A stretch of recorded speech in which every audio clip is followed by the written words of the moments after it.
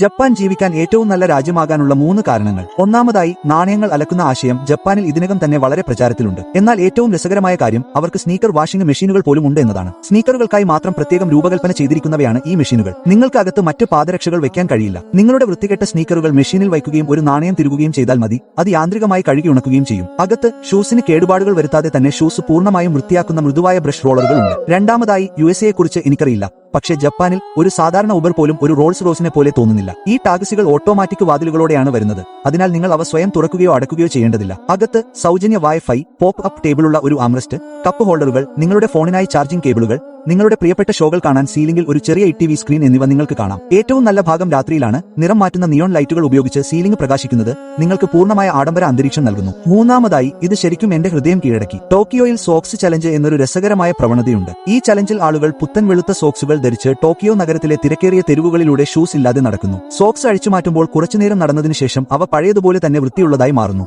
ജപ്പാനിലെ തെരുവുകൾ എത്രത്തോളം വൃത്തിയുള്ളതും ശുചിത്വമുള്ളതുമാണെന്ന് ഈ ചലഞ്ച് കൃത്യമായി തെളിയിക്കുന്നു. ഒന്നാമതായി, ജപ്പാനിൽ നിങ്ങൾക്ക് നാക്ക് കവറുകൾ എന്ന് വിളിക്കപ്പെടുന്ന ഒന്ന് കാണാം. മരുന്നുകളുടെ രുചി വെറുക്കുന്ന ആളുകൾക്കായി ഇവ പ്രത്യേകം രൂപകൽപ്പന ചെയ്തിരിക്കുന്നു. ഈ കവർ നിങ്ങളുടെ നാവിൽ ധരിച്ചു കഴിഞ്ഞാൽ നിങ്ങൾക്ക് ഒരു രുചിയും അനുഭവപ്പെടില്ല. ഇത് മരുന്ന് കഴിക്കുന്നത് വളരെ എളുപ്പവും സുഖകരവുമാക്കുന്നു. രണ്ടാമതായി, ജപ്പാനിലെ ചില ഗ്രാമപ്രദേശങ്ങളിൽ മാനുകളെ കാണുന്നത് തികച്ചും സാധാരണമായ കാര്യമാണ്. കടകൾക്ക് സമീപം നിൽക്കുന്നതും ചിലത് റോഡുകൾ മുറിച്ചുകിടക്കുന്നതും നിങ്ങൾക്ക് കാണാം. ഏറ്റവും നല്ല കാര്യം, ഈ മാനുകൾ മനുഷ്യരെ ഒട്ടും ഭയപ്പെടുന്നില്ല എന്നതാണ്. വാസ്തവത്തിൽ അവ വളരെ സൗഹൃദപരവും സൗമ്യവുമായി പെരുമാറുന്നു. അതുകൊണ്ടാണ് നിങ്ങൾക്ക് അവയുമായി ഒരു ദോഷവും കൂടാതെ കളിക്കാൻ പോലും കഴിയുന്നത്. മൂന്നാമതായി, ഇത് എന്നെ ശരിക്കും അത്ഭുതപ്പെടുത്തി. കാരണം ചില ജാപ്പനീസ് വിമാനത്താവളങ്ങളിൽ ഒരു വിമാനം പറന്നുയരാൻ പോകുമ്പോഴെല്ലാം വിമാനത്താവള ജീവനക്കാർ പൈലറ്റിനോടും യാത്രക്കാരോടും വിട പറയുന്നു. അവർ ആദരവ് പ്രകടിപ്പിക്കാൻ പോലും തലകുനിക്കുന്നു. ഈ ലളിതമായ ആംഗ്യത്തിലൂടെ ജപ്പാന്റെ മാന്യവും അച്ചടക്കവും ഹൃദയസ്പർശിയുമായ സംസ്കാരം കൃത്യമായി പ്രതിഫലിക്കുന്നു. ഒന്നാമതായി, ജപ്പാനിൽ കൊഴുപ്പ് കുറയ്ക്കാൻ സഹായിക്കുന്ന ഒരു പ്രത്യേക വാട്ടർ ബോട്ടിലുണ്ട്. ഇതിനെ സണ്ടോറി ടോഗോസുയി സ്പെഷ്യൽ വാട്ടർ എന്ന് വിളിക്കുന്നു. ഇത് സാധാരണ വെള്ളമല്ല. നിങ്ങളുടെ ശരീരത്തിലെ കൊഴുപ്പ് ആഗിരണം മന്ദഗതിയിലാക്കാൻ സഹായിക്കുന്ന പ്രത്യേക ചേരുവകൾ ഇതിൽ അടങ്ങിയിരിക്കുന്നു. സാധാരണ വെള്ളം പോലെ ആളുകൾ ഇത് കുടിക്കുന്നു. ഇത് മെറ്റബോളിസത്തെ പിന്തുണയ്ക്കുന്നു. ഇത് ശരീരഭാരം കുറക്കൽ പ്രക്രിയയെ അല്പം എളുപ്പമാക്കുന്നു. രസകരമായ കാര്യം, മിക്ക ജാപ്പനീസ് ആളുകൾക്കും ഈ വാട്ടർ ബോട്ടിൽ ഉണ്ടെന്ന് പോലും അറിയില്ല എന്നതാണ്. രണ്ടാമതായി, ജപ്പാനിലെ മിക്ക കോസ്മെറ്റിക് സ്റ്റോറുകളിലും സലൂണുകളിലും നിങ്ങൾക്കായി സലൂൺ ലെവൽ നെയിൽ ഡിസൈനുകൾ അക്ഷരാർത്ഥത്തിൽ പ്രിന്റ് ചെയ്യുന്ന ഒരു നെയിൽ ആർട്ട് വെൻഡിംഗ് മെഷീൻ നിങ്ങൾക്ക് കാണാം. നൂറുകണക്കിന് പാറ്റേണുകൾ, നിറങ്ങൾ, ആനിമേഷൻ പ്രിന്റുകൾ, ക്യൂട്ട് ഐക്കണുകൾ എന്നിവയിൽ നിന്ന് നിങ്ങൾക്ക് തിരഞ്ഞെടുക്കാം. നിങ്ങളുടെ ഡിസൈൻ തിരഞ്ഞെടുത്തു കഴിഞ്ഞാൽ മെഷീൻ തൽക്ഷണം നഖങ്ങളിൽ പ്രസ് പ്രിന്റ് ചെയ്യുകയും ഒരു ചെറിയ ചതുരാകൃതിയിലുള്ള ബോക്സിൽ പാക്ക് ചെയ്യുകയും ചെയ്യുന്നു.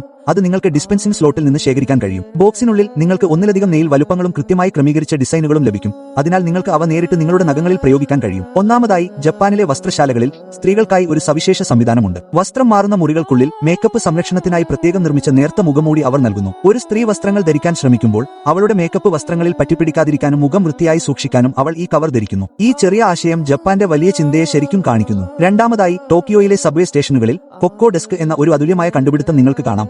ആളുകൾക്ക് ശബ്ദമോ ശല്യമോ ഇല്ലാതെ സമാധാനപരമായി ജോലി ചെയ്യാൻ കഴിയുന്ന ഒരു കോമ്പാക്ട് കാപ്സ്യൂൾ മുറി. ഈ കാപ്സ്യൂളുകളിൽ air conditioning, working desk, charging പോർട്ടുകൾ, സുഖപ്രദമായ സീറ്റ് എന്നിവയുണ്ട്.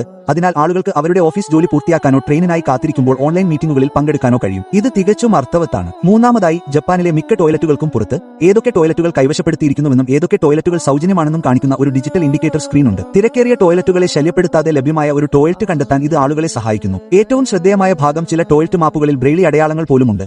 അതിനാൽ കാഴ്ച വൈകല്യമുള്ളവർക്ക് സ്പർശനത്തിലൂടെ ലേഔട്ട് മനസ്സിലാക്കാൻ കഴിയും. ഒന്നാമതായി, ജപ്പാനിൽ തെരുവുകളിൽ മരിയോ കാർട്ട് റേസിംഗ് നടത്തുന്നത് നിങ്ങൾക്ക് യഥാർത്ഥ ജീവിതത്തിൽ അനുഭവിക്കാൻ കഴിയും. ഈ ആശയം വിനോദസഞ്ചാരികൾക്കും നാട്ടുകാർക്കും വേണ്ടി രൂപകൽപ്പന ചെയ്തിരിക്കുന്നു. ആദ്യം, നിങ്ങൾ കാർട്ട് സ്റ്റേഷനിൽ പണമടച്ച് നിങ്ങളുടെ സാധുവായ ഡ്രൈവിംഗ് ലൈസൻസ് കാണിക്കുക. തുടർന്ന് നിങ്ങൾക്ക് ധരിക്കാൻ വൈവിധ്യമാർന്ന രസകരമായ കാർട്ടൂൺ കഥാപാത്ര വസ്ത്രങ്ങളിൽ നിന്ന് തിരഞ്ഞെടുക്കാം. അതിനുശേഷം നഗരം ചുറ്റി സഞ്ചരിക്കാൻ നിങ്ങൾക്ക് സ്വന്തമായി ഒരു ഗോ കാർട്ട് ലഭിക്കും. എന്നെ വിശ്വസിക്കൂ, യഥാർത്ഥ ജീവിതത്തിൽ മാരിയോ കാർട്ട് കളിക്കുന്നത് പോലെയാണ് തോന്നുന്നത്. രണ്ടാമതായി, ജപ്പാനിൽ മാച്ചോ ബാർ എന്നറിയപ്പെടുന്ന ലോകത്തിലെ ഏറ്റവും സവിശേഷമായ ബാറുകളിലൊന്നുണ്ട്. ഇവിടെ വെയിറ്റർമാർ ഷർട്ടില്ലാത്ത പേശികളുള്ള ബോഡി ബിൽഡർമാരാണ്. നിങ്ങൾ പ്രവേശിക്കുമ്പോൾ അവർ അക്ഷരാർത്ഥത്തിൽ നിങ്ങളെ ഒരു രാജകുമാരിയെ പോലെ ഉയർത്തി നിങ്ങളുടെ മേശയിലേക്ക് കൊണ്ടുപോകുന്നു. നിങ്ങൾ എത്ര ഭാരമുള്ളവരാണെങ്കിലും അവർ നിങ്ങളുടെ ഓർഡർ നൽകാൻ വരുമ്പോൾ അവർ പേശികളെ വളച്ച് ശക്തി കാണിക്കുന്നു. എന്തുകൊണ്ടാണ് ഈ മാച്ചോ വെയിറ്റർമാർ സ്ത്രീ ഉപഭോക്താക്കളോട് അധിക സൗഹൃദം പുലർത്തുന്നതെന്ന് എനിക്കറിയില്ല. മൂന്നാമതായി, ജപ്പാനിൽ 2 എന്ന അസാധാരണവും എന്നാൽ ആവേശകരവുമായ ഒരു ഗെയിമുണ്ട്. ഈ ഗെയിമിൽ നിങ്ങൾക്ക് കഴിയുന്നത്ര ആഡംബര വസ്തുക്കൾ മോഷ്ടിക്കാൻ നിങ്ങൾക്ക് 60 സെക്കൻഡ് നൽകുന്നു. എന്നാൽ ഇതാ ട്വിസ്റ്റ്, നിങ്ങൾക്ക് ശബ്ദമുണ്ടാക്കാൻ കഴിയില്ല. ചെറിയ ശബ്ദം പോലും തിരിച്ചറിയാൻ കഴിയുന്ന അതിസെൻസിറ്റീവ് മൈക്രോഫോണുകൾ കൊണ്ട് മുറി മുഴുവൻ നിറഞ്ഞിരിക്കുന്നു. നിങ്ങൾ ഒരു ശബ്ദം പുറപ്പെടുവിക്കുന്ന നിമിഷം അലാറം അടിക്കുമ്പോൾ നിങ്ങളുടെ ദൗത്യം അവസാനിക്കും. എന്നാൽ ഒരു യഥാർത്ഥ കള്ളന് ഈ കളി ഒരു കേക്ക് കഷണം പോലെയായിരിക്കും. ഒന്നാമതായി, ടോക്കിയോയിൽ നിങ്ങളെ ചിരിപ്പിക്കുകയോ പൂർണ്ണമായും ഞെട്ടിക്കുകയോ ചെയ്യുന്ന ഒരു വിചിത്ര ബെഞ്ചും. ഇതിനെ ഹ്യൂമൻ സെന്റിബീഡ് ബെഞ്ച് എന്ന് വിളിക്കുന്നു. ദി ഹ്യൂമൻ സെന്റിബീഡ് എന്ന ഹൊറർ സിനിമയിൽ നിന്ന് പ്രചോദനം ഉൾക്കൊണ്ട് ബെഞ്ചിൽ വിചിത്രവും അസ്വസ്ഥതയുളവാക്കുന്നതുമായ രീതിയിൽ ബന്ധിപ്പിച്ചിരിക്കുന്ന നിരവധി മാനിക്വിനുകളുണ്ട്. ഇത് ജപ്പാനിലെ ഏറ്റവും വിചിത്രമായ കലാസൃഷ്ടികളിൽ ഒന്നാക്കി മാറ്റുന്നു. ഇത് വളരെ ഭയാനകമാണ്. ആളുകൾ അതിൽ ഇരിക്കാൻ പോലും ധൈര്യപ്പെടുന്നില്ല. മിക്കവരും അവിശ്വസനീയതയോടെ അതിനെ കടന്നുപോകുന്നു. രണ്ടാമതായി, ജപ്പാനിലെ ചില നഗരങ്ങൾ ഡ്രൈവറുടെ ആവശ്യമില്ലാത്ത ടാക്സികൾ ഉപയോഗിക്കാൻ തുടങ്ങിയിരിക്കുന്നു. ഡ്രൈവറില്ല ഈ റോബോട്ട് ടാക്സികൾ പൂർണ്ണമായും സ്വയം സ്വയംഭരണാധികാരമുള്ളവയാണ്, അതായത് അവ മനുഷ്യ നിയന്ത്രണമില്ലാതെ സ്വന്തമായി വാഹനം ഓടിക്കുന്നു. നൂതന സെൻസറുകൾ, ക്യാമറകൾ, AI സംവിധാനങ്ങൾ എന്നിവയാൽ സജ്ജീകരിച്ചിരിക്കുന്ന ഇവയ്ക്ക് ട്രാഫിക് സിഗ്നലുകൾ, റോഡുകൾ, കാൽനടയാത്രക്കാർ എന്നിവ ഉയർന്ന കൃത്യതയോടെ കണ്ടെത്താൻ കഴിയും. അകത്ത് ഇരുന്നു കഴിഞ്ഞാൽ മുന്നിലുള്ള സ്ക്രീനിൽ നിങ്ങളുടെ ലക്ഷ്യസ്ഥാനം തിരഞ്ഞെടുക്കുക. ടാക്സി നിങ്ങളെ സുരക്ഷിതമായും സുഗമമായും അവിടെ എത്തിക്കും. മൂന്നാമതായി, ജപ്പാനിൽ peel and stick jar opener എന്നൊരു സമർത്ഥമായ കണ്ടുപിടുത്തമുണ്ട്. പ്രത്യേകിച്ച് ഇറുകിയ ജാറുകൾ വാങ്ങാൻ ബുദ്ധിമുട്ടുന്ന സ്ത്രീകൾക്കായി നിർമ്മിച്ചതാണ്. നിങ്ങൾ അത് നിങ്ങളുടെ അടുക്കള ഷെൽഫിനോ കാബിനറ്റിനോ കീഴിൽ വെക്കുക.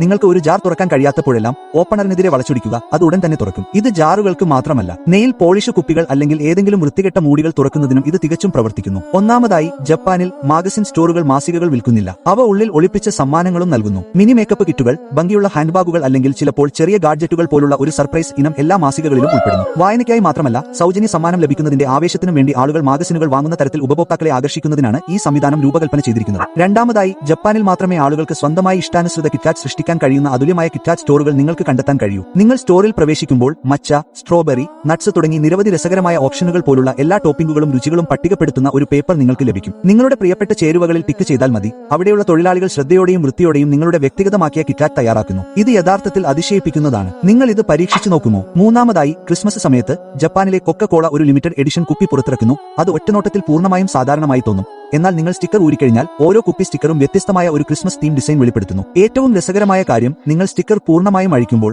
അവസാനം ഒരു ചെറിയ ചരട് പോലുള്ള സ്ട്രിപ്പ് ഉണ്ട്. അത് വലിച്ചാൽ സ്റ്റിക്കർ ഒരു റിബൺ പോലെ മടക്കിക്കളയുന്നു. ഇത് കുപ്പിക്ക് ഒരു മികച്ച സമ്മാന റാപ്പ് ലുക്ക് നൽകുന്നു. സത്യം പറഞ്ഞാൽ ഇത് കണ്ടതിനു ശേഷം ജപ്പാന്റെ സർഗാത്മകത മറ്റൊരു തലത്തിലാണെന്ന് നിങ്ങൾ സമ്മതിക്കണം. ഒന്നാമതായി, ജപ്പാനിലെ പലചരക്ക് കടകളിൽ നിങ്ങളുടെ വണ്ടിയുമായി പ്രവേശിക്കുമ്പോൾ സ്മാർട്ട്ഫോണുകൾ പോലെ തോന്നിക്കുന്ന ഒരു കൂട്ടം സ്കാനർ ഉപകരണങ്ങൾ നിങ്ങൾ ശ്രദ്ധിക്കും. നിങ്ങളുടെ വണ്ടിയുടെ ഹാൻഡിൽ ഒന്ന് ഘടിപ്പിച്ചാൽ മതി. ഓരോ തവണയും നിങ്ങൾ ഒരു ഉൽപ്പന്നം തിരഞ്ഞെടുക്കുമ്പോൾ നിങ്ങൾ അത് ഒരിക്കൽ സ്കാൻ ചെയ്താൽ മതി. ഉപകരണം ഇനത്തിന്റെ പേര്, വില, അളവ് എന്നിവ യാന്ത്രികമായി രേഖപ്പെടുത്തുന്നു. ഷോപ്പിംഗ് പൂർത്തിയാക്കി കഴിഞ്ഞാൽ നീണ്ട ക്യൂകളിൽ കാത്തിരിക്കേണ്ടതില്ല. സ്കാനർ നിങ്ങളുടെ കൗണ്ടർ നമ്പർ കാണിക്കും. അവിടെ നിങ്ങളുടെ മൊത്തം ബിൽ ഇതിനകം കണക്കാക്കിയിരിക്കുന്നു. നിങ്ങൾക്ക് പണമായോ ഓൺലൈനായോ പണമടയ്ക്കാം. സ്റ്റോറിൽ നിന്ന് പുറത്തു കടക്കുന്നതിന് മുമ്പ് ഉപകരണം സ്കാൻ ചെയ്ത് ഉപേക്ഷിക്കാൻ ഒരു റിട്ടേൺ സെക്ഷൻ ഉണ്ട്. രണ്ടാമതായി, ചില ജാപ്പനീസ് റെസ്റ്റോറന്റുകളിൽ, പ്രത്യേകിച്ച് സുഷി റെസ്റ്റോറന്റുകളിൽ, വെയിറ്റർമാർ ബില്ലുകൾ സ്വമേധയാ കണക്കാക്കില്ല. പകരം നിങ്ങളുടെ മേശയിലെ എല്ലാ പ്ലേറ്റുകളും വായിക്കുന്ന ഒരു സ്മാർട്ട് സ്കാനിംഗ് ഉപകരണം അവർ ഉപയോഗിക്കുന്നു. ഓരോ പ്ലേറ്റിനും താഴെ ഒരു ചെറിയ ചിപ്പ് അല്ലെങ്കിൽ QR കോഡ് ഉണ്ട്. ഈ സംവിധാനം ധാരാളം സമയം ലാഭിക്കുകയും മനുഷ്യ പിശകുകളില്ലാതെ 100% കൃത്യമായ ബില്ലിംഗ് ഉറപ്പാക്കുകയും ചെയ്യുന്നു. സത്യം പറഞ്ഞാൽ ജപ്പാന്റെ സാങ്കേതികവിദ്യ തികച്ചും വ്യത്യസ്തമായ തലത്തിലാണ്. മൂന്നാമതായി, ജപ്പാൻ അതിന്റെ ജനങ്ങളെ എത്രമാത്രം കരുതുന്നുവെന്ന് ഇത് കാണിക്കുന്നു. ജപ്പാനിലെ വെൻഡിംഗ് മെഷീനുകളിൽ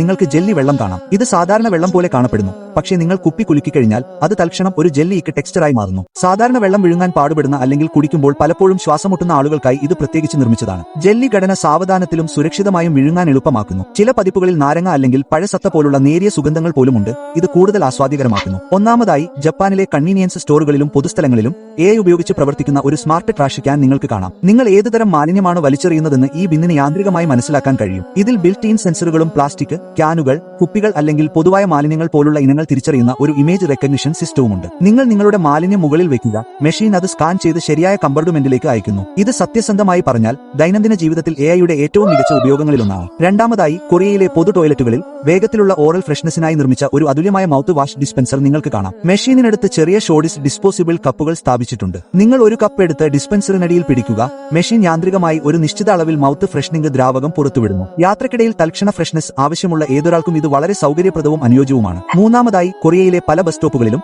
ഹീറ്റഡ് ബെഞ്ച് സീറ്റുകൾ എന്ന് വിളിക്കുന്ന ഒരു ചിന്തനീയമായ സവിശേഷത നിങ്ങൾക്ക് കാണാം. ശൈത്യകാലത്ത് കൊറിയയുടെ താപനില പലപ്പോഴും ഫ്രീസിംഗിൽ താഴെയാകുന്നതിനാൽ ഈ ബെഞ്ചുകൾ അടിയിൽ നിന്ന് ചൂടാകുന്നു. അതിനാൽ ആളുകൾ ബസിനായി കാത്തിരിക്കുമ്പോൾ മരവിക്കുന്നില്ല. അന്തർനിർമ്മിതമായ ചൂടാക്കൽ പാനലുകൾ സ്ഥിരവും സൗമ്യവുമായ ഊഷ്മള നൽകുന്നു. അവ പൂർണ്ണമായും സുരക്ഷിതവും ഊർജ്ജക്ഷമതയുള്ളതുമാണ്. ഒന്നാമതായി, ജപ്പാനിൽ നിങ്ങൾ പലപ്പോഴും അസാധാരണവും എന്നാൽ മനോഹരവുമായ ഒരു കാഴ്ച കാണും. താറാവുകൾ റോഡ് മുറിച്ചുകടക്കാൻ ശ്രമിക്കുമ്പോഴെല്ലാം അവയെ സംരക്ഷിക്കാൻ ജാപ്പനീസ് പോലീസ് യഥാർത്ഥത്തിൽ അണിനിരക്കുന്നു. അവർ ഗതാഗതം നിർത്തുന്നു, താറാവുകളെ സുരക്ഷിതമായി മറികടക്കുന്നു. താറാവുകൾ അബദ്ധവശാൽ റോഡിൽ അലഞ്ഞുതിരിയുകയാണെങ്കിൽ ഉദ്യോഗസ്ഥർ അവയെ സൗമ്യമായി സുരക്ഷിത സ്ഥാനത്തേക്ക് മാറ്റുന്നു. ഇതെല്ലാം ഒരു താറാവിന് പോലും പരിക്കേൽക്കാതിരിക്കാൻ വേണ്ടിയാണ്. ജപ്പാനിൽ മൃഗങ്ങളെ എത്രമാത്രം ബഹുമാനത്തോടെയാണ് പരിഗണിക്കുന്നതെന്ന് ഇത് വ്യക്തമാക്കുന്നു. രണ്ടാമതായി, ജപ്പാൻ വളരെ ഭാവിയിലേക്കുള്ള ഒരു രാജ്യമാണ്. പക്ഷേ മിക്ക തെരുവുകളിലും നിങ്ങൾക്ക് ഇപ്പോഴും ഒരു മാലിന്യപ്പെട്ടിയും കാണാനാവില്ല. ഇതൊരു തമാശയല്ല. ആളുകൾ അക്ഷരാർത്ഥത്തിൽ അവരുടെ ഒഴിഞ്ഞ ടിന്നുകളും പ്ലാസ്റ്റിക് റാപ്പറുകളും ദിവസം മുഴുവൻ അവരുടെ ബാഗുകളിൽ കൊണ്ടുപോകുന്നു. എന്നാൽ ഇതിന് പിന്നിലെ കാരണം എന്താണ്? യഥാർത്ഥത്തിൽ 1995-ലെ ടോക്കിയോ സബ്വേ സൗറിൻ ആക്രമണത്തിന് ശേഷം പൊതു മാലിന്യപ്പെട്ടികൾ സുരക്ഷാ അപകടമായി കണക്കാക്കിയതിനാൽ അവ നീക്കം ചെയ്തു. അതിനുശേഷം ജപ്പാൻ ശക്തമായ ഒരു മാലിന്യപ്പെട്ടി വീട്ടിലേക്ക് കൊണ്ടുപോകുക എന്ന സംസ്കാരം പിന്തുടർന്നു. എന്നാൽ ചിലപ്പോൾ ചില ഭാഗ്യവാന്മാർ മാലിന്യപ്പെട്ടി കണ്ടെത്തുന്നു.